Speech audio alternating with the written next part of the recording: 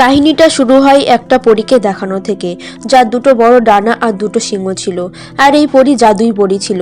আর এই পরীর একদিন দেখা হয় মানুষের বাচ্চার সঙ্গে।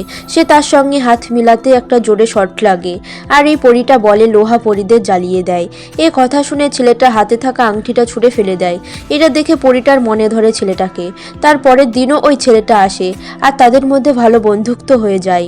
আর সময়ের সাথে সাথে তাদের ওই বন্ধুত্ব ভালোবাসায় পরিণত হয়ে যায়। আর ওই পরী এখন বড় হয়ে গিয়েছিল, আর সে এই জাদুর জঙ্গলের রক্ষক হয়ে গিয়েছিল। আর অনেক সময় হয়ে যাওয়ার পরও তার ভালোবাসার মানুষ আসে না। কিছুদিন পর ওই জঙ্গলকে দখল করার জন্য তার ভালোবাসার মানুষ যেখানে থাকতো ওখানকার রাজা তার সেনাবাহিনীকে নিয়ে আক্রমণ করে ওই জঙ্গলে। কিন্তু ওই পরী আর তার জাদুর জঙ্গলে সব গাছপালা একটা সেনায় পরিণত হয়ে তাদের সঙ্গে লড়াই করতে থাকে, যার ফলে রাজা আহত হয়ে ফিরে যায় তার মহলে, যেখানে রাজা বলছিল যে ওই পরীকে মারতে পারবে সে এখানকার রাজা হবে। তো বন্ধুরা, ফুল মুভিটা আমাদের চ্যানেলে এক্সপ্লেন করা আছে, গিয়ে দেখতে